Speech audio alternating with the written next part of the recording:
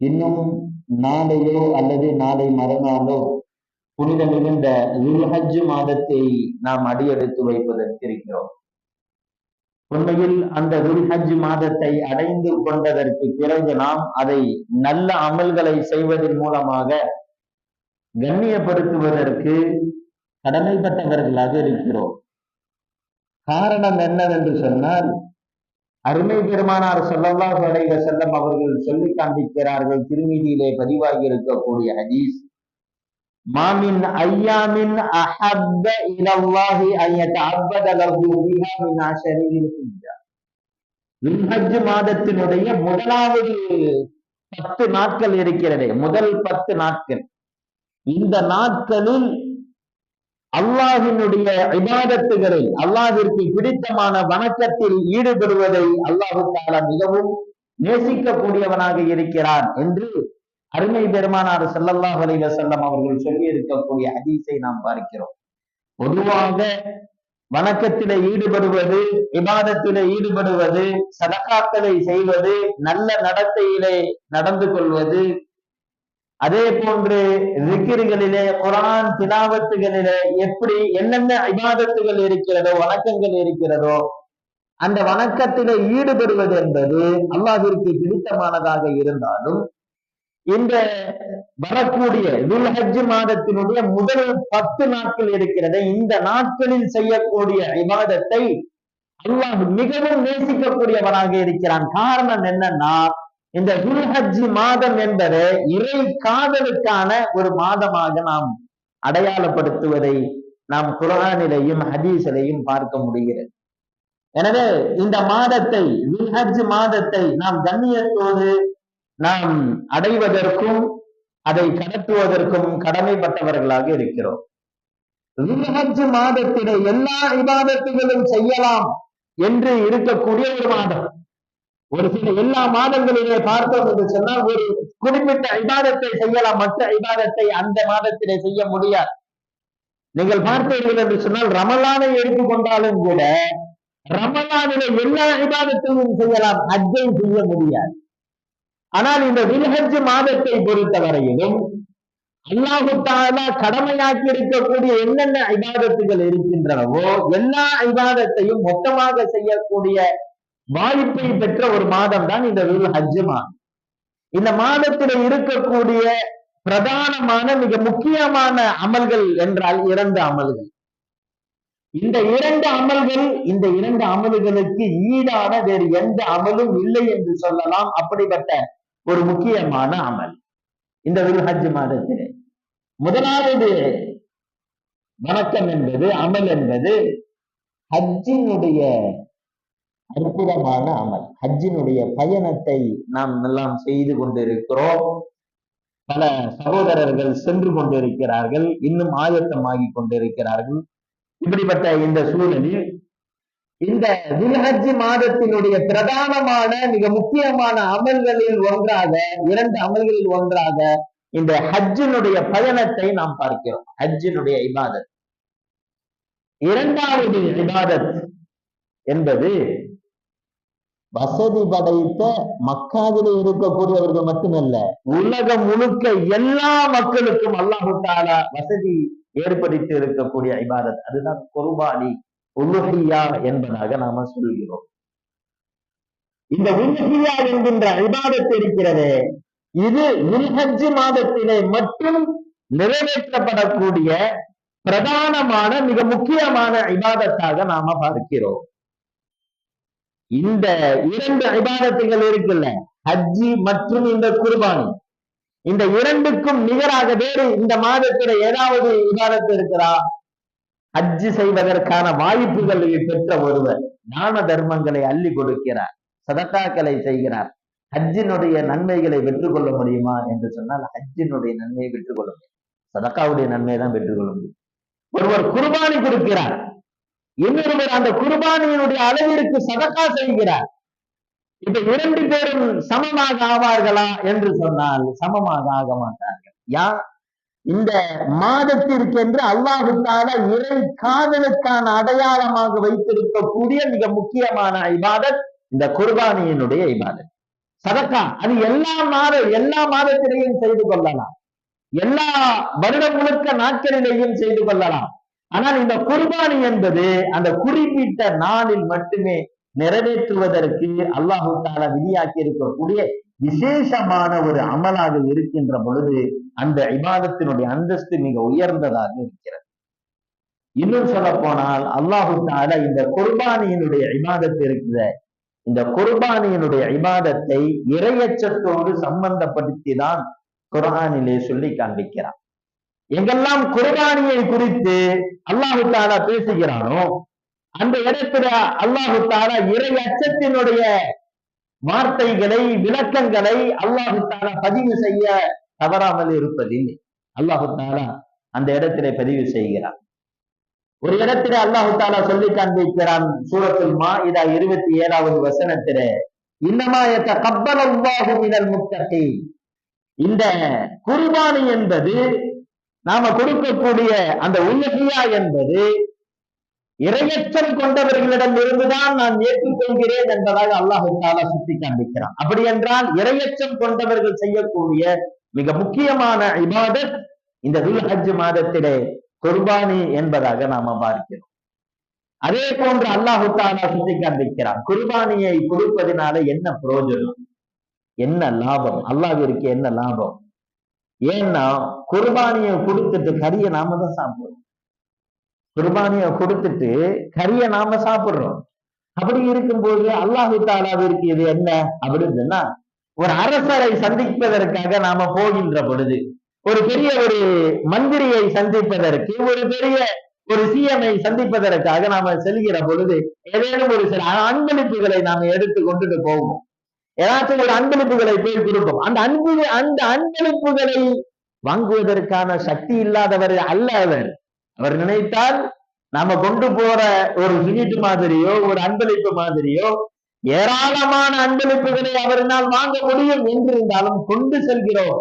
எதற்காக என்று சொன்னால், நம்முடைய அன்பை, நம்முடைய நேசத்தை, நம் வைத்திருக்கக்கூடிய பிரியத்தை நாம் அவருக்கு மத்தியிலே விதைப்பதற்காக, அடையாளப்படுத்துவதற்காக கொண்டு செல்கிறோம்.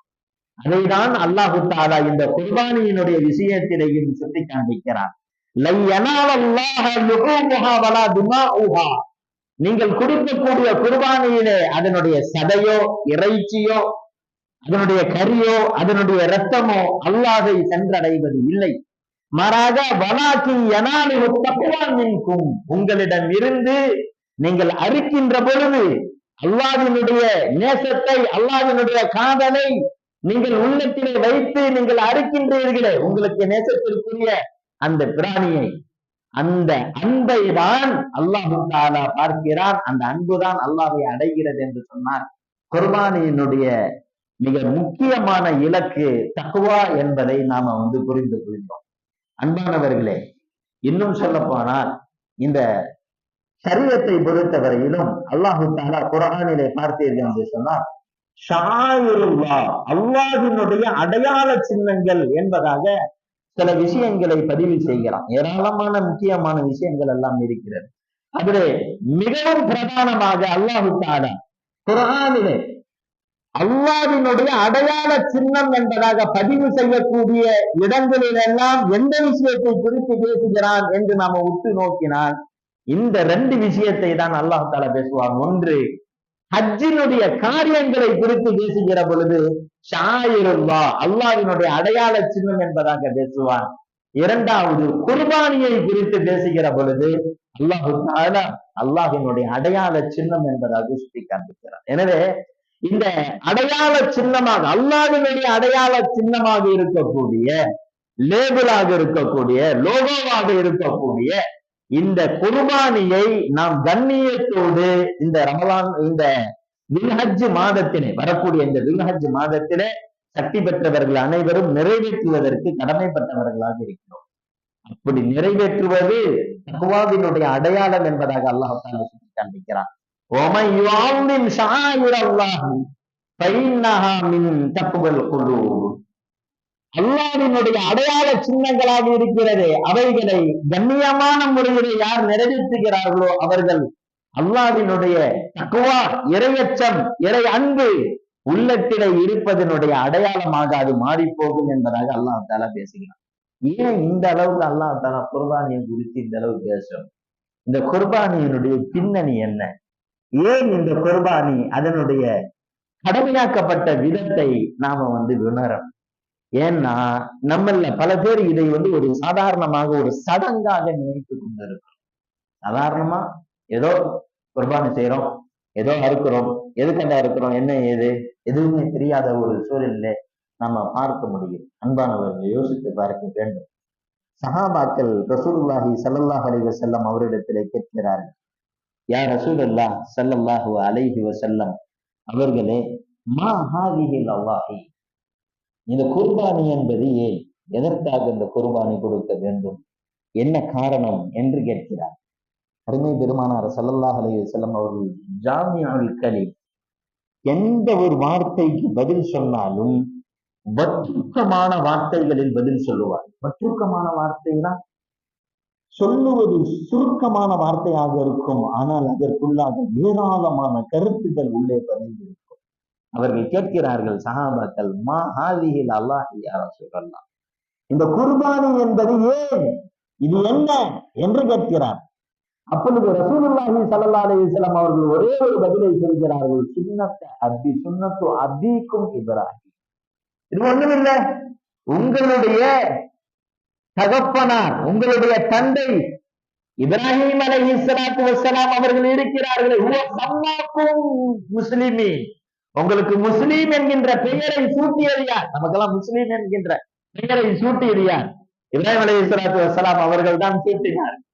அப்பேற்பட்ட அல்லாஹ் ஜல்ல ஷானு வ தஆலா ஈமானுடைய விஷயத்திலே, இஸ்லாத்தினுடைய விஷயத்திலே நம்முடைய தந்தையாக மிகப்பெரிய மனிதராக இருக்கக்கூடியவர்கள் ஹஜ்ரத் சையதுனா இப்ராஹிம் அலைஹிஸ்ஸலாத்து வஸ்ஸலாம்.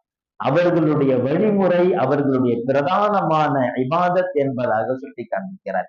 இதை விட வேற என்ன சொல்ல வேண்டும்? இதற்கு நிகராக ஒரு பதிலை சொல்ல முடியாது என்கின்ற காரணத்தினால் ரசூலுல்லாஹி ஸல்லல்லாஹு அலைஹி வஸல்லம் என்ன இப்படி சொல்லிட்டீங்க, குர்பானி என்றால் என்ன, குர்பானி எல்லாம் எதுக்காண்டி செய்யணும் கேட்டுட்டீங்க, இது உங்களுடைய தகப்பனார் இப்ராஹிம் அலைஹிஸ்ஸலாத்து வஸ்ஸலாம் அவர்களுடைய பிரதானமான வணக்கம் என்பதாக சொல்லி முடிக்கிறார்கள். காரணம் என்ன இருக்கிறது என்று சொன்னால், நமக்கு தேவையான நம்முடைய வாழ்க்கையினுடைய வெற்றிக்கு தேவையான தக்வா, அதனுடைய பிரதானம் இப்ராஹிம் அலைஹிஸ்ஸலாம். அல்லாஹ்வினுடைய காதல், அல்லாஹ்வினுடைய இறை நேசம், இப்ராஹிம் அலைஹிஸ்ஸலாத்து வஸ்ஸலாம் அவர்களே இலக்கணமானவர்களாக இருக்கிறார். சுப்ஹானல்லாஹ். என்ன நடந்துச்சு? இப்ராஹிம் அலைஹிஸ்ஸலாத்து வஸ்ஸலாம் அவர்களுக்கு கிட்டத்தட்ட 90க்கும் மேற்பட்ட வயது அடைந்து விட்டார். குழந்தை இல்லாத ஒரு சூழல். குழந்தை இல்லாதவர்களுக்கு தான் அதனுடைய வழி தெரியும்.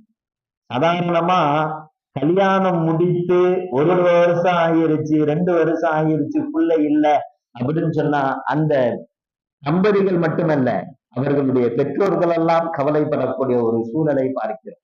எத்தனையோ மருத்துவமனைகளை ஏறி இறங்கக்கூடிய என்னென்ன முயற்சிகளை செய்ய முடியுமோ, இந்த இதை செய்யுங்க உங்களுக்கு குழந்தை பிறக்கும், இதை சாப்பிடுங்க உங்களுக்கு குழந்தை பிறக்கும்னா அந்த தம்பதிகள் தயங்காமல் அந்த விஷயத்தை செய்யக்கூடிய ஒரு காட்சிகளை பார்க்கிறோம். காரணம் என்னன்னா, எனக்கும் கொஞ்சுவதற்கு என்னுடைய சொத்துக்களையும் என்னுடைய விஷயத்திலையும் ஆறுதலாக இருக்கக்கூடிய ஒரு குழந்தை என்பது வேண்டும் என்பதாக இயங்கக்கூடிய ஒரு இயல்பான ஒரு நிலை. அப்படி இருக்கிற பொழுது வயோதிகம் அடைந்து விட்ட இப்ராஹிம் அலைஹிஸ்ஸலாத்து வஸ்ஸலாம் அவர்களுக்கு குழந்தை இல்லை என்கின்ற ஒரு ஏக்கத்திலே இருக்கிற பொழுது, மனைவியும் தகப்பனாரும் வயோதிகம் அடைந்து இருக்கக்கூடிய நேரத்திலே, கடைசி நேரத்திலே அல்லாஹு தஆலா கொடுக்கிறான் ஹஜ்ரத் சையதுனா இஸ்மாயில் அலைஹிஸ்ஸலாத்து வஸ்ஸலாம் அவர்கள். இப்ப பொதுவாகவே நாம வாலிப பருவத்திலே இருக்கின்ற பொழுது பிறக்கக்கூடிய குழந்தைகள், இவர்களின் மீது இயற்கையாக அன்பு இருக்கும் என்று சொன்னா, வயசான காலத்துல கடைசியா பிறக்கக்கூடிய அந்த குழந்தை இருக்குல்ல, அந்த குழந்தையின் மீது இயற்கையான அன்பு ஏற்படும். காரணம் என்னன்னா, மற்ற பிள்ளைகளெல்லாம் கரசை காட்டி இந்த பிள்ளைகளுடைய நிலை என்ன ஆகுமோ, இதனுடைய நல்லது கெட்டதெல்லாம் நாம எல்லாம் பார்க்கணுமே என்கின்ற அந்த இயக்கம் இருக்குல்ல, இது ரொம்ப அதிகமாக இருக்கும். இது இயற்கையாகவே இருக்கக்கூடிய பண்பு. அப்படி இருக்கிற பொழுது பல நாட்கள் கழித்து குழந்தை பிறந்திருக்கிறது. அதுவும் அழகான குழந்தை, அறிவுபூர்வமான நல்ல குழந்தை, சாலிஹான குழந்தை, அல்லாஹ்வினால் ஹலீம் என்பதாக பாராட்டப்பட்ட குழந்தை. இப்படிப்பட்ட குழந்தை பிறந்திருக்கிறது என்று சொன்னால் இப்ராஹிம் அலைஹிஸ்ஸலாத்து வஸ்ஸலாம் அவர்களுக்கு ரொம்ப பிரியமானதாக இருக்கிறது. அல்லாஹு தஆலாவினுடைய கட்டளை. எல்லா விஷயத்திலையும் அல்லாஹிற்காக எதையும் இழப்பதற்கு தயார், அல்லாஹிற்காக நான் எதையும் விட்டு கொடுப்பதற்கு தயார். அல்லாஹ் சொல்லிவிட்டான் என்றால் எவ்வளவு இந்த உலகத்தில் எவ்வளவு பெரிய அன்பாக இருந்தாலும் எவ்வளவு பெரிய நேசமாக இருந்தாலும் அவைகளை நான் தூர தள்ளுவதற்கு தயங்க மாட்டேன் என்பதாக சொல்லக்கூடிய அற்புதமான பண்பு நம்மிடத்துல எவ்வளவு இருக்கிறது என்பதை நாம் அளவு செய்து பார்க்கணும். சாதாரணமான நடைமுறை வாழ்க்கையில நம்ம அல்லாஹ்விற்கு பிடித்தமான ஒரு விஷயத்திற்காக நாம எந்த அளவுக்கு சிரமத்தை மேற்கொள்றோம். சாதாரணமா ஒரு குளிர்காலத்துல தஹஜ்ஜத் தொழுகைக்கு எத்தனை பேர் எந்திரிக்கும்? அல்லாஹ்வுக்கு பிடிக்கும் என்கின்ற காரணத்தினால எந்திரிச்சு நிற்பதற்காக மனசு வருதா? கொஞ்சம் லைட்டா கூலா இருந்துச்சுன்னா அப்படியே தூங்குவோமே என்பதாக நாம நினைக்கிறோம், கொஞ்சம் உறங்குவோமே என்பதாக நினைக்கிறோம். யோசித்து பார்க்க வேண்டும். அப்படி இருக்கிற பொழுது இப்ராஹிம் அலைஹிஸ்ஸலாத்து வஸ்ஸலாம் அவர்களுக்கு அல்லாஹு தஆலா அவர்களுடைய இறை காதலை சோதிப்பதற்காக ஒரு கட்டளை இடுகிறான். உங்களுடைய அன்பு மகன் இஸ்மாயில் அலைஹிஸ்ஸலாத்து வஸ்ஸலாம் ரொம்ப நேசமோ, ரொம்ப காதலோ, ரொம்ப பிரியமோ அவரை அறுத்து பலியிட வேண்டும் என்பதாக அல்லாஹு தஆலா அவர்களுக்கு கட்டளை இடுகிறார். ஒரு தடவை இல்லை, 2 தடவை இல்லை, 3 தடவை அல்லாஹு தஆலா கட்டளை. இதுக்கப்புறமேட்டு என்ன செய்யறது தெரியல. தன்னுடைய மகனிடத்திலே சொல்லி காண்பிக்கிறார், மகனே இது மாதிரி அல்லாஹு தஆலா உன்னை அறுத்து பலியிடும்படி சொல்லி இருக்கிறார், நான் என்ன செய்வது என்பதாக கேட்கிறார். இப்ப சொல்லுவார்கள் அல்லவா, புலிக்கு பிறந்தது பூனைக்குட்டியாக ஆகாது என்பதாக சொல்வார்கள். அதே போன்ற அந்த குழந்தை ஹஜ்ரத் சையதுனா இப்ராஹிம் அலைஹிஸ்ஸலாம் ஒரு 7 வயது இருக்கும், ஒரு 7 வயது நிரம்பிய இருக்கக்கூடிய ஒரு சிறுவன். அப்ப அவர்களிடம் இருந்து வந்த வார்த்தையை அல்லாஹு தஆலா தன்னுடைய குர்ஆனிலே இறை வசனமாக பதிவு செய்கிறான். சூரத்து சாஃபாவிலே பதிவு செய்கிறார். 102வது வசனமாக பதிவு செய்கிறார். அவர்கள் சொல்கிறார், யா அபத்தி ஃபஅல் மா துஅமர், என்னுடைய தந்தையை நீங்கள் என்ன ஏவப்பட்டீர்களோ, உங்களுக்கு அல்லாஹ் தஆலா என்ன ஏவலாம் அதை சிறப்பான முறையிலே நீங்கள் நிறைவேற்றுங்கள். அதை பத்தி என்னிடத்துல கேட்கிறதுக்கு என்ன இருக்கிறது? சதஜிதுனி இன்ஷா அல்லாஹு மினஸ் சாபிரீன், நிச்சயமாக என்னை பொறுமையாளர்களில் நீங்கள் பெற்றுக்கொள்வீர்கள் என்பதாக அவர்கள் சொல்கிறார். சொன்னது மாத்திரமல்ல, அவர்களை அறுப்பதற்காக கொண்டு செல்கிறார். எவ்வளவு வலி இருந்திருக்கும் அந்த இடத்துல நாம நினைச்சு பார்க்கணும். நம்முடைய குழந்தை நமக்கு முன்னாடி அடிபட்டு இறந்துருச்சு, அல்லாஹ் பாதுகாக்க வேண்டும். ஒரு கடுமையான நோயில பாதிக்கப்பட்டு இறக்குது, அதனுடைய சக்கராத்தினுடைய நிலைமையை பார்க்கிறோம். அல்லாஹு அக்பர். பலஸ்தீன் மக்கள் எல்லாம் நம்முடைய ஈமானுக்கு மிகப்பெரிய ஒரு உரைப்பு. அவர்கள் அந்த சின்ன குழந்தைகள் இறக்கக்கூடிய அந்த காட்சிகளை, அந்த தாய்மார்கள் அனுப்பி வைக்கக்கூடிய அந்த காட்சிகளை உண்மையிலே பார்ப்பதற்கு கூட சக்தி இல்லாதவர்களாக அந்த வீடியோவை பார்க்க முடியல. அப்படியே ஸ்கிப் பண்ணிட்டு நம்ம போறோம், முடியல. எப்படி அதனுடைய காட்சிகள், ரணங்கள் அந்த அளவிற்கு பலவீனமான ஈமான் கொண்டவர்களாக இருக்கிறோம். அல்லாஹு அக்பர். நாம நினைச்சு பார்க்கணும், நம்முடைய குழந்தை நமக்கு முன்னால் அடிபட்டு சிதைந்து இறக்கின்ற பொழுது அதனுடைய காட்சிகள் எப்படி இருக்கும்? இங்க இப்ராஹிம் அலைஹிஸ்ஸலாத்து வஸ்ஸலாம் அவர்களுக்கு அதைவிட மிக அதிகப்படியான நிலை என்ன? அந்த கோர காட்சியை தன்னுடைய கரத்தினால் நிறைவேற்ற வேண்டும். தன்னுடைய குழந்தையை, தான் நேசிக்கக்கூடிய அந்த குழந்தையை தன்னுடைய கரத்தினால் அறுத்தெடுக்க வேண்டும் என்றால் எப்படி முடியும்? சாதாரணமாக ஒரு கோழியை அறுக்க முடியவில்லை, ஒரு ஆட்டை பழகிருச்சுன்னா அதை அறுக்க முடியல. அந்த நேரத்துலதான் நாம யோசிச்சு பார்க்கணும். அல்லாஹு அக்பர். இப்ராஹிம் அலைஹிஸ்ஸலாத்து வஸ்ஸலாமுடைய மனநிலை, அறுப்பதற்காக போயிட்டாங்க. அங்க போய் படுக்க வச்சுட்டாங்க. மகனாரு சொல்றாரு, தகப்பனாரே என்ன மல்லாக்க படுக்க வச்சு அறுக்காது, என்ன மல்லாக்க படுக்க வச்சு அறுத்தாலோ, என்னுடைய கைகளை கட்டாமல் நீங்கள் அறுத்தாலோ நான் துடிக்கின்றது. இயற்கையிலே துடிப்பு வரும் இல்லையா? அந்த துடிப்பு வருகின்ற பொழுது அல்லது என்னுடைய முகத்தை பார்க்கின்ற பொழுது உங்களுக்கு இரக்கம் ஏற்பட்டு விடலாம். அல்லாஹ்வினுடைய இபாதத்தை செய்கிற பொழுது சந்தோஷமாக நீங்கள் நிறைவேற்ற வேண்டும். நிறைவான மனதோடு நீங்கள் என்ன செய்ய வேண்டும்? நிறைவேற்ற வேண்டும். எனவே என்னுடைய முகம் தெரியாத வண்ணமாக குப்புறப்படுக்க வைத்து என்னை அருவுங்கள் என்பதாக கட்டளை இடுவதாக அல்பிதாயா வன்னிதாயா என்கிற கிதாபுகளில் நம்மளால பார்க்க முடியும். இப்ப அறுப்பதற்காக முயற்சி செய்கிறார், அறுக்கிறார். சுப்ஹானல்லாஹ். கத்தியை வைப்பதற்கு எப்படி மனம் வந்தது? ஒரு கூரிய கத்தியை அந்த பிஞ்சி குழந்தையினுடைய கழுத்திலே வைக்கிறார்கள், வைத்து அறுக்கிறார்கள். அறுக்கவில்லை, அறுக்கிறார்கள், அறுக்கவில்லை, அறுக்கிறார்கள், அறுக்கவில்லை. ஏன் அறுக்கவில்லை? நம்மளுக்கே இவ்வளவு இரக்கம் இருக்கிறது என்றால் இரக்கத்தை படைத்த ரப்புல் ஆலமீனுக்கு எப்படி இருக்கும்? அல்லாஹ் தஆலா விட்டு விடுவானா? காதலை சோதிப்பது மட்டும்தான் எனக்கு நோக்கமே இப்ராஹிம், அறுப்பது என்னுடைய நோக்கம் அல்ல என்பதாக அல்லாஹ் தஆலா காட்டுகிறான். அவர்கள் அறுக்கிறாங்க, அறுக்க முடியல. கடைசியாக அந்த கத்தியை எடுத்து யோசிச்சு பார்க்கணும். ஒரு இபாதத்தை நாம செய்யறது கொஞ்சம் லைட்டா சங்கடம் வந்துருச்சு. சாதாரண நம்ம தொழுகை கண்டு நாம போறோம், லைட்டா மழை பெஞ்சிருச்சு, அல்ஹம்துலில்லாஹ் என்பதாக நாம தொழுகிறோம். ஒரு சின்ன தடங்கள் ஏற்பட்டுருச்சு.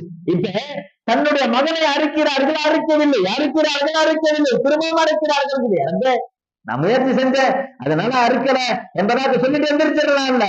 அவர்கள் அறுக்கிறார்கள், அறுக்க முடியவில்லை என்பதாக சொன்னவுடன் அவர்கள் அழுகிறார்கள். யாரு? இப்ராஹிம் அலைஹிஸ்ஸலாம் அழுகிறார். அழுதுவிட்டு சொல்கிறார்கள், என்னுடைய ரப்பு சொன்ன கட்டளை என்னால் நிறைவேற்ற முடியவில்லையே என்பதாக நினைத்து அந்த கத்தியை தூக்கி வீசுகிறார்கள். கத்தி பாறையில் பட்டு பாறை பிளக்கிறது, பாறை சிதறுகிறது. அப்பொழுது அந்த பாறையை கத்தியை பார்த்து கேட்கிறார்கள், அந்த பாறையை பிளக்கக்கூடிய கத்தியை இந்த பிஞ்சு குழந்தையினுடைய சதையை உன்னால் கிழிக்க முடியவில்லையா என்பதாக கேட்கிற பொழுது, எனது ரப்பு அதற்கான கட்டளையை கொடுக்கவில்லையே என்பதாக சொல்லுங்க. இப்பொழுது இப்ராஹிம் அலைஹிஸ்ஸலாத்து வஸ்ஸலாம் அவர்கள் என்ன அல்லாஹ் கட்டளை கொடுக்கலையா என்பதாக ஆச்சரியத்தோடு அவர்கள் நின்று கொண்டு இருக்கிறார்கள். என்ன செய்வது என்று, என்ன நடக்கிறது என்று தெரியல.